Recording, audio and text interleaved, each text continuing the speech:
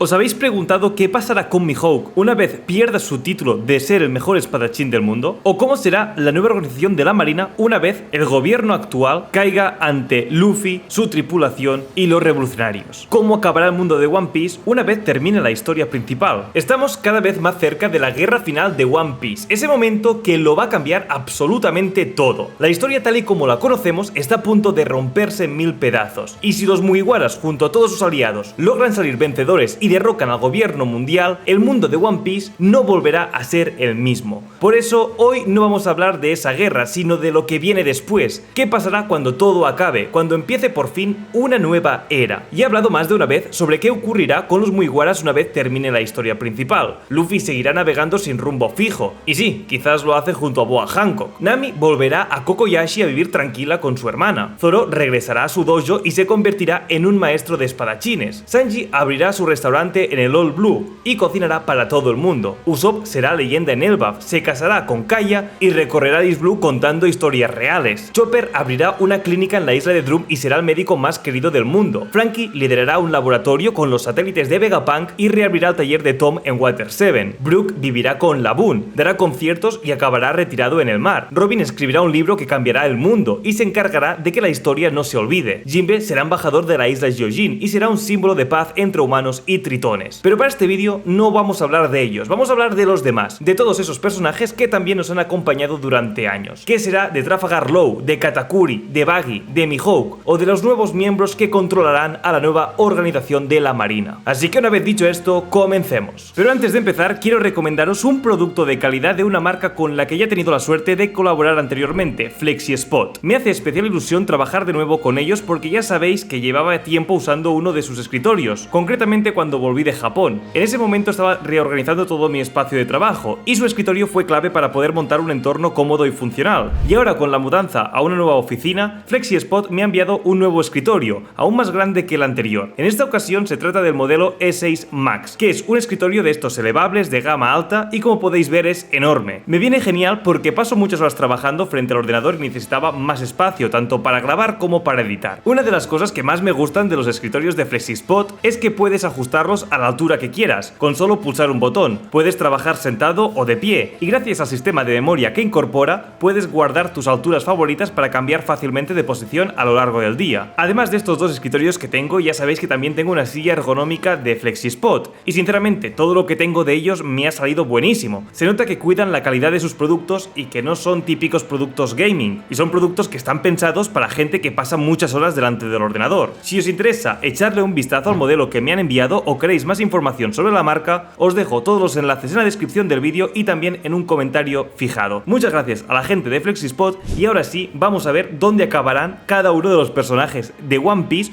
una vez termine la historia. Primero empezaremos hablando sobre los personajes que prácticamente han sido Mugiwaras. Empezaremos por Vivi. Tras la guerra final, Vivi tendrá que seguir los pasos de su familia y ayudar a construir una nueva era para su nación. Lo hará utilizando su influencia como una de las miembros más importantes de la familia Nefertari. Tendrá que restablecer la paz entre islas, formar alianzas entre países y con el tiempo conseguirá traer estabilidad tanto a su reino como a sus aliados. Por eso yo creo que el destino final de Vivi será el reino de Alabasta, pero aún así seguirá moviéndose por el mundo. Incluso podría reencontrarse con los Mugiwaras de vez en cuando. Y digo que se irá moviendo entre reinos porque evidentemente tendrá que formar tratados entre países. Pasemos ahora a hablar sobre Carrot. Creo que el destino de Carrot es bastante fácil de predecir. Su papel está claramente ligado al liderar el pueblo Ming. Lo que ocurra con Zunisha sigue siendo un misterio. Podrían pasar mil cosas: que muera, que se libere de su pecado, que recupere su forma humana si es que alguna vez la tuvo. No sabemos qué puede pasar con él. Hay cientos de teorías y como siempre en One Piece todo es posible. Lo que sí que creo es que Carrot será la persona que tome la gran decisión, la de sacar a los Minks de su aislamiento y empezar una nueva vida en otro territorio. Ya conocemos todos su personalidad. Es un personaje al que siempre le ha fascinado las aventuras y no me extrañaría que pasará sus días contando a los niños historias sobre todo lo que vivió en el mundo exterior. Ahora, en el caso de que Zunisha siga vagando por los mares, sí que sería más complicado convencer a los miembros de esta isla que abandonaran su hogar, pero aún así creo que firmemente que este será el destino de Carrot, una líder que va a cambiar todo lo que conocemos sobre los Minks y que cambiará absolutamente todo. Yamato. Estamos ante un caso curioso porque tras la guerra final Yamato vivirá por primera vez en su vida, siendo realmente un personaje libre. Podrá decidir lo que quiera, ir donde quiera y sobre todo ya no tendrá que proteger Wano como hasta ahora, ni será una esclava como lo fue mientras su padre seguía con vida. Creo que en ese punto seguirá la voluntad de Oden, pero no como una copia, sino como alguien que por fin puede elegir su propio camino. Tendrá la libertad de moverse por el mundo, de explorar, de vivir aventuras sin estar atada a absolutamente nada. Y sinceramente, aunque no lo veamos en el canon, yo estoy convencido de que en algún momento Yamato llegará a Locktail, igual que lo hizo Oden en su día. Independientemente por eso de todo esto, su historia terminará en Wano, no por obligación, sino porque decidirá proteger su tierra por voluntad propia, cerrando así el ciclo de su vida con dignidad y sobre todo libertad. Pasemos ahora a hablar sobre los aliados y enemigos de One Piece, varios de estos personajes, y empezaremos por Shanks. Bueno, el otro día os subí un vídeo hablando precisamente sobre una de las teorías más populares sobre Shanks, esa que decía que moriría a manos de Barba Negra, y la verdad, tengo la sensación de que eso es justo lo que va a pasar, pero vamos a imaginar qué pasaría si sobrevive a esta parte de la historia. Esto lo conecto con otra teoría que comenté en ese mismo vídeo, la que dice que Shanks es el padre del hijo de Makino, así que si me preguntáis cómo imagino su destino final, lo veo llevando una vida tranquila en el East Blue, disfrutando del mejor sake que tanto le gusta, junto a su esposa y su hijo, poco más. Además, estaría bastante guapo que de vez en cuando se le viera charlando o bebiendo sake con personas como Luffy, Scopper Gavan, Rayleigh, Mihawk o su mejor amigo Buggy. Y no me parece nada raro que esto ocurra, porque ya los hemos visto cruzarse en varias partes de la historia, especialmente Shanks con Rayleigh, Mihawk o Gavan. Así que en el mar más débil de todos, en el pueblo que vio nacer al mismísimo rey de los piratas Monkey D. Luffy, descansaría Shanks, una leyenda viviente, uno de los personajes más poderosos de One Piece, y sinceramente me parece un cierre genial para este personaje. Bueno, una vez hablado de Shanks, toca hablar de su mejor amigo de la infancia, Buggy.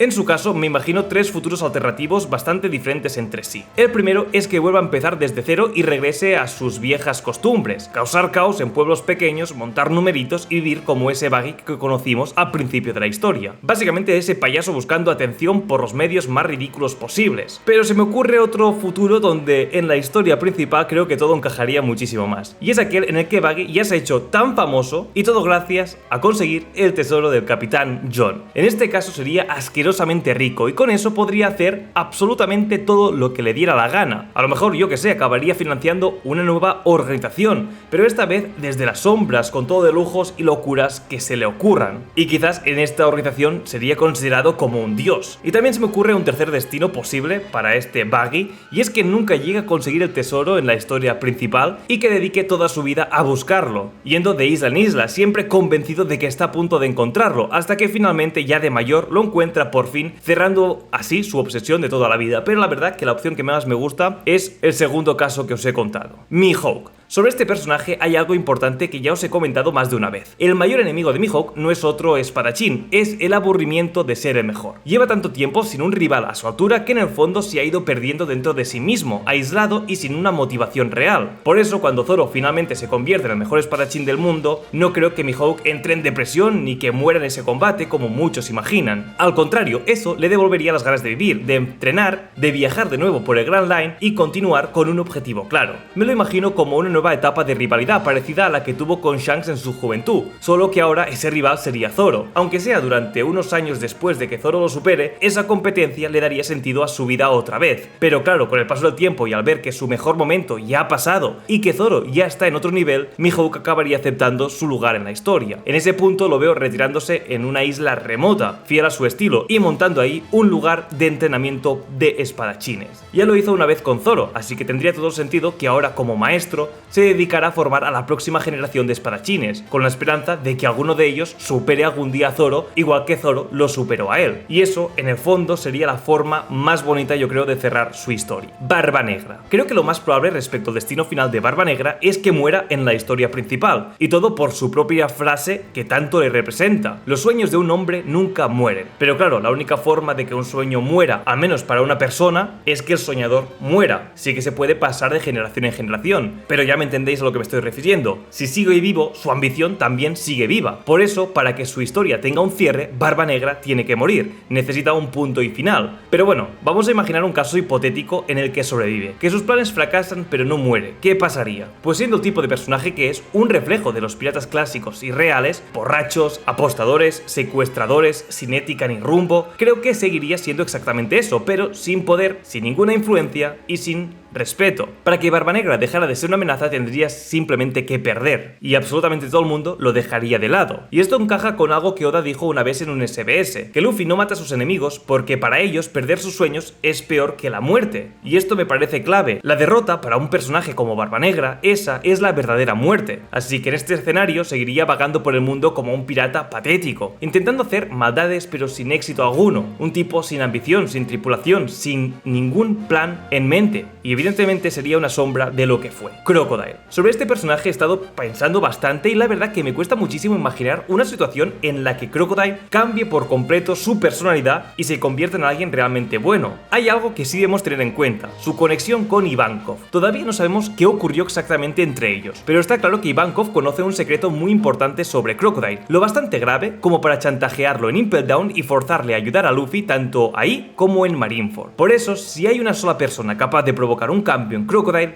aunque sea pequeño, es Ivankov. Él sería el detonante real de esta transformación. Ahora bien, creo que este cambio no empezaría con Ivankov, sino mucho antes, por varios motivos. Primero, porque en Marineford Crocodile salva la vida de Ace, y sinceramente eso es algo que al Crocodile de Alabasta jamás habría hecho, ni siquiera por interés. Ese gesto, por mínimo que sea, ya deja una grieta en su forma de pensar. Segundo, después de la guerra final y la disolución de Cross Guild, Crocodile perdería por primera vez algo más que poder o territorio. Perdería una tripulación real, gente que aunque no lo diga en voz alta, llegó a considerar sus nakamas. Y eso para alguien como él duele más de lo que puede llegar a admitir. Y tercero, cuando por fin se reencuentre con Ivankov, ese cambio terminará de asentarse. Ya no sería el mismo Crocodile obsesionado con dominarlo todo, sería otro Crocodile, más resignado, más cansado, un Crocodile por primera vez más humano. Eso sí, no lo imagino jamás convirtiéndose en un héroe por voluntad propia. Lo más probable es que acabe viviendo solo en algún reino remoto del desierto como una figura casi mítica, un nombre que aún impone respeto, pero que ya no aparece en los titulares. Su organización seguiría existiendo, pero con otro enfoque totalmente diferente. Ahora funcionaría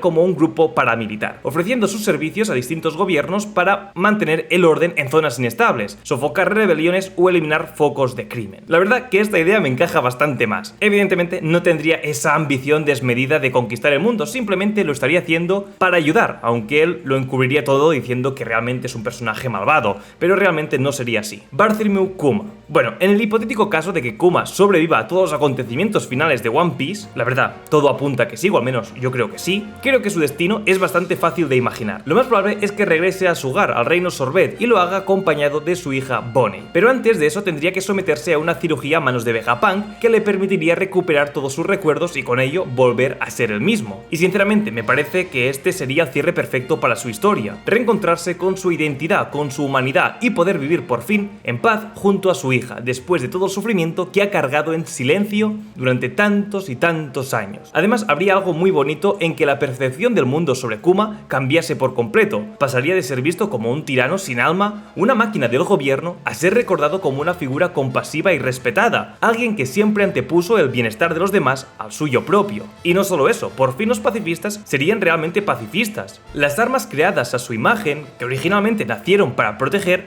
cumplirían su propósito verdadero, generar paz y no destrucción. Sería una redención tanto para él como para todo lo que representó. Por último, teniendo en cuenta su pasado y lo mucho que siempre le gustó aliviar el sufrimiento de su pueblo, estoy convencido de que seguiría ayudando a los demás durante los primeros años, hasta que ya fuera demasiado mayor para continuar. Seguiría ahí quitando los dolores de los otros, aunque tuviera que hacerlo en pequeñas dosis, porque esto es lo que siempre quiso hacer, ayudar hasta el final de sus días. Y para cerrar, un detalle importante, Bonnie por fin podría ser una niña de verdad, no tendría que cargar con responsabilidades que no le tocan, disfrutaría de su edad real junto a su padre y de una vida que esta vez sí sería suya. Trafalgar Law. Es complicado a día de hoy imaginar con certeza qué va a pasar con Law. ¿Está vivo? ¿Está muerto? ¿Este fue el final de su personaje? ¿Su enfrentamiento contra Barba Negra? La verdad es que Oda se ha encargado de sacarlo de la carrera por el One Piece, pero siendo sinceros, todo apunta a que ha sobrevivido a la batalla contra Barba Negra. Al final, lo último que sabemos de él es que Beppo consiguió sacarlo de la zona de peligro, lo cual ya es una pista bastante clara. Oda ha dejado bien claro que Law no va a ser una opción real para alcanzar el One Piece, al menos dentro de la historia principal. Pero eso no significa que una vez cerrada la trama principal de buscar el tesoro One Piece, no exista un hueco para este personaje, para que siga evolucionando o siga teniendo peso en la historia. Su sueño, entre comillas, era convertirse en el rey de los piratas, pero todos sabemos que ese nunca era su verdadero destino. Lo suyo siempre fue descubrir la verdad sobre la D, y ese sueño sí lo habría cumplido, cerrando así su arco personal. En mi opinión, el destino final de Law está directamente ligado a sus orígenes. Su familia ya se dedicaba a la medicina, y lo lógico sería que él continuase ese legado. Lo veo perfectamente abriendo clínicas por todo el mundo, dedicando su vida a curar, ayudando a quienes lo necesite y sacando el máximo partido de su fruta del diablo, no para luchar, sino para salvar vidas, que es el propósito con el que muy seguramente esta fruta fue creada. Ahora bien, dicho esto, hay un detalle que no se puede ignorar. Su fruta es única en el mundo de One Piece porque otorga una habilidad oculta, la juventud eterna. Y con esto en mente, sí existe una posibilidad real de que Law muera en la historia principal, tal vez sacrificándose para que otra persona consiga esa juventud eterna, o quizás porque alguien quiera matarlo para robar su fruta y utilizar así este poder con otros fines. Pero bueno, si sobrevive, que es lo más probable, estoy convencido de que su camino terminará con él como el médico más importante del mundo. Eso sí, el mejor médico no será él. Ese título será para el doctor del rey de los piratas, Chopper,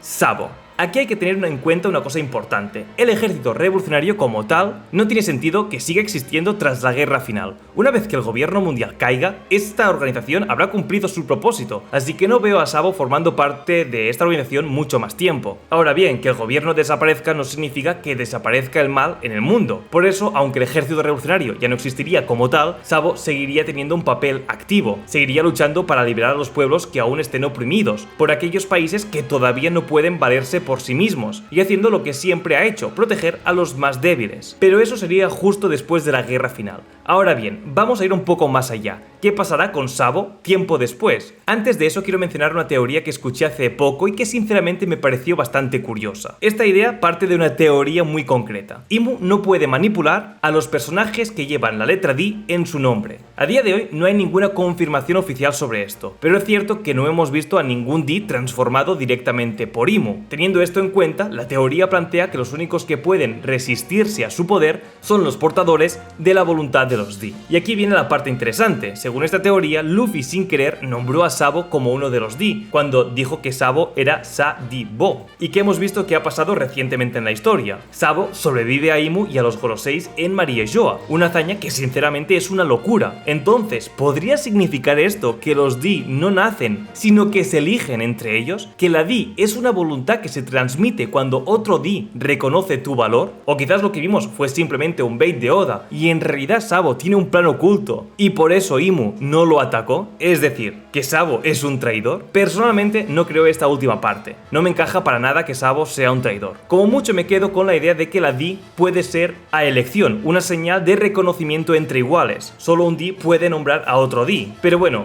aquí os dejo la teoría porque creo que es curiosa cuanto menos. Por cierto, la escuché en One Piece el podcast, por si queréis escucharla. Y volviendo al destino de Sabo, yo sí creo que terminará en el reino de Goa, el lugar donde todo empezó. Lo veo convirtiéndose en mentor, enseñando a las nuevas generaciones para que no se repita lo que él vivió de niño, para que los errores del pasado no vuelvan a cometerse. Y ojo, que sé que si no lo digo, me lo vais a poner en los comentarios. Mucha gente cree que acabará casándose con Koala, y sinceramente no lo descarto para nada. Me parecería un cierre muy bonito para ambos. De hecho, me gustaría que este fuera el caso. Katakuri. Creo que Katakuri tiene que ser el elegido para liderar la familia de Big Mom. Y evidentemente, si Big Mom no regresa a Whole Cake, todo va a cambiar por completo. Katakuri ha vivido siempre a las sombras de su familia, obedeciendo las órdenes de su madre sin cuestionarlas prácticamente, pero con todo lo que hemos visto de él, especialmente la forma en que miró y comprendió a Luffy durante su combate, creo que tiene potencial, la visión y el carácter para cambiarlo todo. Y no solo eso, sería capaz de convencer a sus hermanos, porque aunque parezcan solo una aglomeración caótica de nombres y habilidades, siguen siendo una familia, y están mucho más unidos de lo que muchos piensan. Si Katakuri se se queda al mando, creo que Totoland, ese país que nació como una fortaleza militar bajo el mando de una Yonkou, empezaría a transformarse por completo. Bajo su liderazgo, el país se abriría al mundo, dejaría atrás el miedo, la extorsión, los pactos de sangre y las amenazas. Se convertiría en una nación independiente, pacífica y sobre todo diversa. Un lugar donde ya no te matarían por error ni te obligarían a casarte por diplomacia. Un lugar de respeto y de muchos donuts, porque evidentemente a Katakuri le encantan. Y aquí es donde la cosa se pone interesante. Quizás sea Katakuri quien consiga, sin proponérselo, cumplir de verdad el sueño de su madre, porque si lo pensáis, Totoland ya tiene casi todas las razas viviendo en ese mismo lugar. Solo faltaban los gigantes, los Lunarian y algunas otras razas que Big Mom no logró tener, pero le faltaban muy pocas razas para completar este sueño de la Yonkou, porque esta lo quería hacerlo siempre a la fuerza. Pero si todo cambia, si Katakuri logra transformar el sistema, serán esas razas las que elijan llegar por su cuenta, sin coacción y sin miedo. Y entonces sí, Whole Cake podría convertirse en el primer territorio del mundo donde todas las razas conviven en paz y libertad, algo que ni siquiera Big Mom pudo lograr, aunque ese fuera su mayor anhelo. Y sinceramente, sería precioso ver cómo este país que nació como una amenaza termina convirtiéndose en un símbolo de unidad y diversidad donde todas las razas conviven en un mismo punto. Katakuri lograría lo que su madre solo pudo soñar: Momonosuke. Evidente, Momonosuke, después de la guerra final, volverá a Wano y seguirá siendo el líder del país. La gran pregunta aquí es, ¿abrirá o no las fronteras del país de Wano? A ver, yo personalmente creo que sí, y no solo eso, creo que su papel será precisamente ese, el de dar a conocer a Wano al mundo, y también mostrarle a su propio pueblo todo lo que hay más allá fuera de sus fronteras, porque si algo ha dejado claro la historia es que el aislamiento no protege para siempre, y Momonosuke, con lo que ha vivido, lo sabe mejor que nadie. Bueno, pasemos ahora a hablar sobre la Marina, y aquí hay algo muy importante. La Marina que conocemos hoy en día va a desaparecer tal y como la conocemos, será completamente renovada y esto creo que es un hecho. Por eso quiero concentrarme en 5 personajes clave que en mi opinión van a tener un papel fundamental en esta nueva etapa, 5 figuras que marcarán el rumbo de la nueva Marina y que definirán su futuro en el mundo de One Piece. Koby. Evidentemente Koby va a ser un personaje que estará a la altura de la leyenda de Garp, por muy loco que pudiera sonar en los primeros capítulos del anime. Pero es que esto es lo que va a pasar. Todos los niños de los mares tendrán grabados en la mente el ideal de Koby, todos querrán ser como él, todos querrán luchar por la justicia como él lo ha hecho. Poco a poco ha ido ganando reconocimiento hasta el punto de que durante el salto temporal ya se le conocía como el héroe del incidente de Rocky Port. Y por su edad no tengo claro qué cargo ocupará exactamente, tal vez llegue a ser almirante de flota, quién sabe, pero de lo que sí estoy seguro es de que será uno de los principales pilares de la nueva Marina. Hará lo mismo que Garp hizo por él cuando entró como el recluta más débil del cuerpo, y esta vez será Koby quien forme a la próxima generación de marines. Smoker. Smoker es un personaje que ha ido perdiendo bastante relevancia desde su primera aparición. Al principio era un marine intocable, literalmente. Luffy no podía ni tocarle, tenía aires de superioridad, imponía respeto, pero con el paso del tiempo fue perdiendo fuerza, hasta el punto de ser humillado en Punjazar. Y a día de hoy está claro que ya no es un rival para ninguno de los Mugiwaras. Aún así, Smoker tiene todavía un papel que cumplir, y estoy convencido de que será clave en la nueva era de la Marina. Al igual que Koby, va a convertirse en una de las figuras más reconocidas del mundo de One Piece, no solo porque fue de los primeros en aparecer, sino porque Oda le debe un cierre digno a este personaje, porque es uno que representa una justicia distinta, una justicia honesta y mucho más humana. No me parecería nada descabellado que Smoker terminase trabajando codo con Koby, que juntos formasen a las nuevas generaciones de marines, al igual que en su día Garp lo hizo con Bogart. En este nuevo mundo, sin Akainu ni corrupción, ellos dos serían el núcleo de esta nueva marina renovada. Y sinceramente, me imagino perfectamente a Smoker hablando con Koby, ahora como almirante de flota, reflexionando sobre lo lejos que ha llegado Luffy. Evidentemente, Smoker con un purazo en la mano. Aokiji. Yo soy de esas personas que cree que Aokiji, aunque hoy en día no forme parte de la marina, va a tener un papel fundamental en su futuro. Una vez termine la guerra final, estoy convencido de que volverá a formar parte del nuevo sistema, porque siempre ha tenido un fuerte sentido de la justicia, incluso si no sigue las reglas al pie de la letra. Ya sabéis que gracias a él Nico Robin sigue viva. Si fuera por Akainu, Nico Robin hubiera acabado como todos los civiles que se encontraban huyendo de Ohara en ese barco. Aokiji tomó una decisión que no estaba en el protocolo, pero sí dentro de su corazón. También hay que recordar que al acabar la guerra de Marineford, Sengoku lo propuso como nuevo almirante de la flota. Fue el propio Gorosei quien se opuso y quienes propusieron a Kainu en su lugar. Por eso ambos acabaron enfrentándose, y aunque Aokiji perdió, todavía no sabemos en qué condiciones y cómo fue realmente esta batalla. Lo único claro que nos quedó es que tras perder decidió abandonar la marina y contra todo pronóstico acabó uniéndose a los piratas de Barba Negra. Aún así, yo estoy convencido de que su destino final es regresar a esta marina. No sé si como almirante de flota, porque ya os he dicho que sinceramente yo me imagino mucho más a un joven Koby ocupando ese cargo, pero lo que sí que creo es que Aokiji acabará siendo una leyenda dentro de esta organización, una figura que no necesita ningún rango para tener autoridad. Y lo más importante, en el mundo nuevo que nacerá tras la guerra final, Aokiji va a seguir siendo parte de la historia de la marina de alguna u otra manera. Kizaru. Ahora mismo Kizaru está en un punto delicado. Da la sensación de que está hambriento, sí, pero no de poder, sino de respuestas. Está en ese momento en el que se replantea muchas cosas, en el que empieza a dudar, y aunque creo que va a seguir fiel a la marina hasta el final, hasta la guerra definitiva, lo que vimos en Egghead nos dice algo muy claro.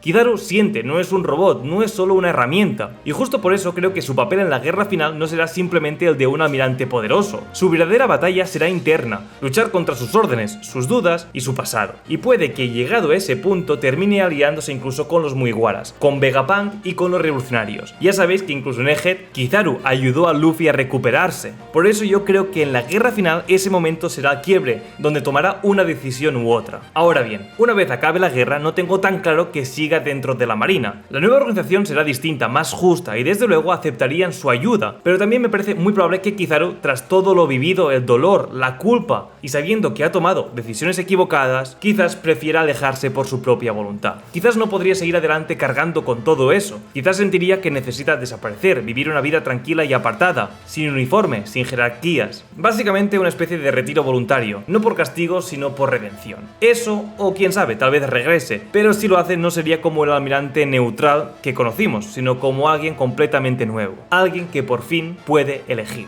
Akainu. En el caso de Sakazuki, lo más probable es que si sobrevive a la guerra final, que sinceramente no estoy del todo seguro, no creo que veamos una redención como tal. No lo imagino cambiando, ni pidiendo perdón, ni entendiendo el error de sus actos. Lo más lógico es que la nueva marina lo encarcele, no solo por lo que ha hecho, sino para que se convierta en un símbolo, una advertencia viviente de lo que fue la antigua marina. Una institución que no dudaba en arrasar islas enteras si había un solo criminal escondido en ellas. Una organización guiada por una justicia ciega, brutal, que confundía orden con exterminio. Sakazuki sería eso, la última abeja de un enjambre que solo sabía matar. Y por eso su destino no sería la redención, sino una cárcel tan bonita como Impel Down. Pasaría ahí el resto de sus días, no como castigo únicamente, sino como recuerdo constante de lo que no debe volver a repetirse nunca más. Y gente, esto ha sido todo por hoy. Hay muchos más personajes de los que podríamos hablar, pero creo que estos son los que van a llegar vivos al final de la historia y de los que podemos teorizar más sobre después lo que pasará con ellos después de la guerra final. Pero bueno, si echáis en falta a alguien, dejádmelo en los comentarios y subiré shorts sobre los que mencionéis, o si veo muchos nombres haré una última parte de este vídeo. Así que dicho esto, muchas gracias por todo, suscribiros si no estáis, dejad un comentario, suscribiros que estamos a punto de llegar a los 200.000 suscriptores y nos vemos en próximos vídeos. Hasta la próxima, adiós.